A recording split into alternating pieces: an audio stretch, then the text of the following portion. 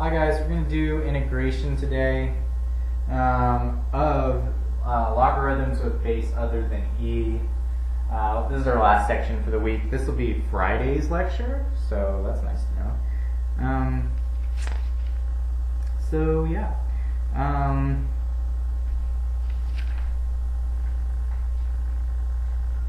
One sec. Alright, just to go over the integration. We're basically doing the opposite of what we did last time. Integral of a to the x dx is equal to 1 over log n a to the x. Is that right? Yeah, plus c. So differentiation, integration, we're just doing opposite factors. So here, let's use the example, find the integral of 2 to the x. That's not too hard. We have 1 over log n 2 times 2 to the x plus c. So that's our answer. Not too difficult. So that's a really basic one. There's going to be more complicated ones.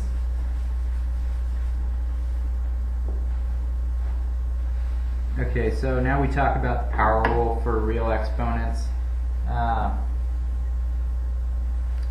of going backwards a little bit. So we're going to talk about a little bit of differentiation now. But that integration is the basic one. So d by dx of x to the n. Okay, now we're talking about a different base. We get n times x to the n minus 1. So that's obviously what we've talked about before.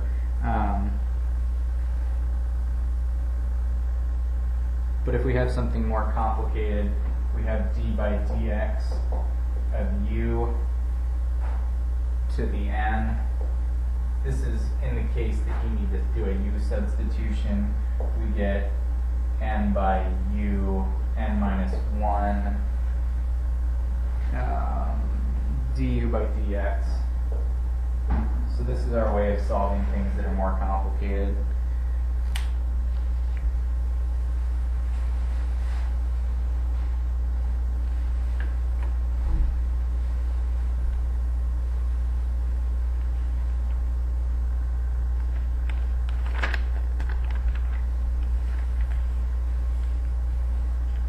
Example 5 goes through a comparison. I'd do that on your own time.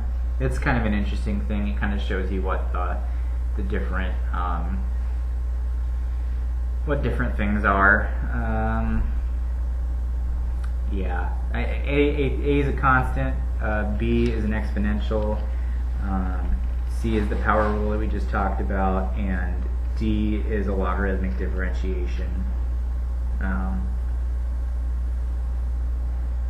That one's a little funkier, but it's applicable. So that last one is probably the one I'd want to look at the most. Okay, applications of exponential functions. Basically, we're talking about limits, and this is our last theorem for this section.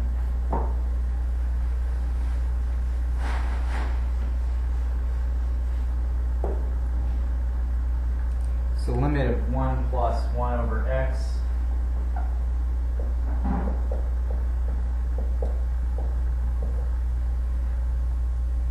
to the x is equal to limit x plus 1 over x to the x. That approaches e. Okay, so that's what e is, interestingly enough.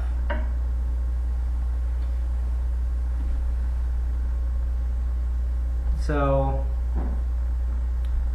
it's kind of not too bad. They kind of want to. I guess it's a way of evaluating like interest rates and stuff, and that bacterial growth growth that I mentioned earlier, where we have A is equal to P1 plus R over N to the N, I think is the answer. Yeah, okay. So that's kind of the model that they try and show. I'm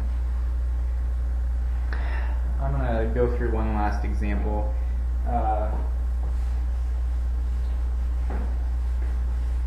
That's the form that you're looking for, basically. If you have that, then you're going to end up with some sort of value.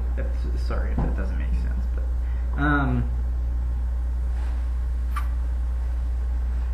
okay, let's look at example 6. A deposit of $2,500 is made in an account that pays an annual interest rate of 5%.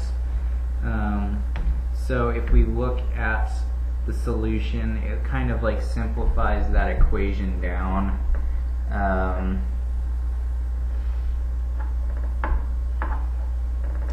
I'm trying to remember if I even like gave you guys problems using that.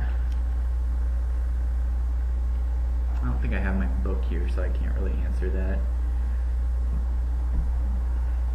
Regardless, it doesn't really matter. I'll go through it really quick. You might need to know it for the AP exam.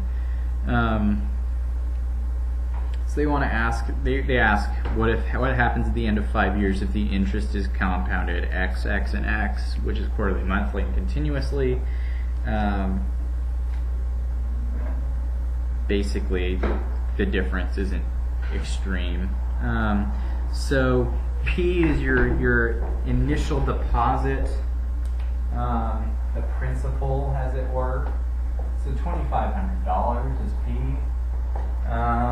Your interest rate is R, is that correct? Is R, where R is equal to 5%, or 0.05. Hopefully that's less loud. Okay, so that's R.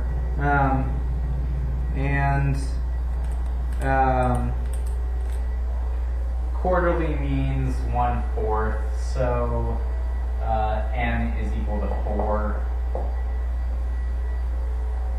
So let's plug into the equation P of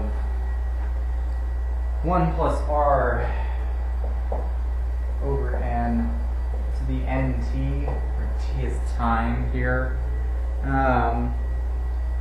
So it's fairly straightforward. We get 2,500 times 1 plus what do we get here? 0.05 to the 4 times 5. Sorry if that's kind of crouched. That's how you solve these. You think about principal. What's the principal? What's the rate? What's the time? And how regularly does it happen? 4 times a year being the kind of N, I guess, since we're evaluating time on a yearly basis, I guess. That's the way I would think about it. So, yeah, what you end up doing is you say,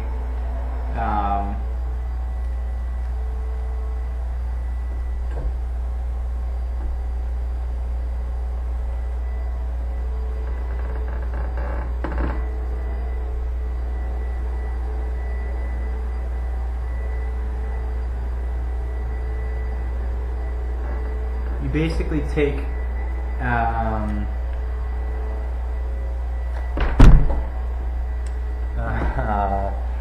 sorry guys, let me think for a second here.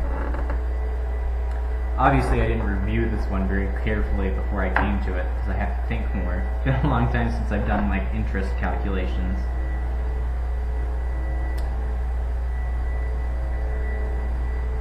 They talk about it at the limit, the theory 5.15 below. They talk about how you go through this, and it's not too bad. You just kind of have to step through the function a little bit. But what it ends up being is like you take that n over r, or the r over n, you invert it, and you replace it with that 1 over x function.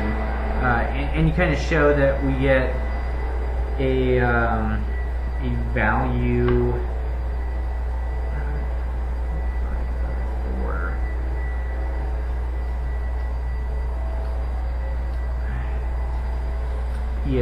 so basically it's not all that complicated. They show that limit, but it's not necessarily that useful. But as x approaches infinity, where x is our r over n, it starts looking more and more like e, which is what they show here in that c part.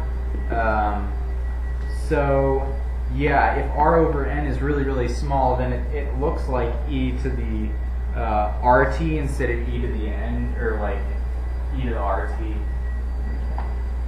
Anyway, if this right here looks really small, this becomes e to the 0.05 times 5. Okay, so otherwise this just looks like 1 plus whatever to the 20th power. So what that gives us is like $3,200 bucks. But here, if we have like a really small fraction where it ends up being like 1 to the whatever, well, it ends up looking more like this. Look through C. You'll know what I mean. And if you don't, ask me a question. But that's the end of this lecture.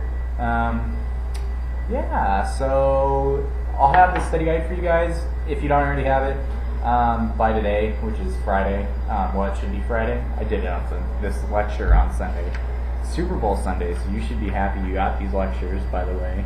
Just kidding, I don't really care about the Super Bowl that much. So do the homework. Like I said, I don't know if I didn't mention it in the other lectures, but I want you guys to have worked through all of this homework. 5.5 will be due Monday, and you also will have the study guide to look through.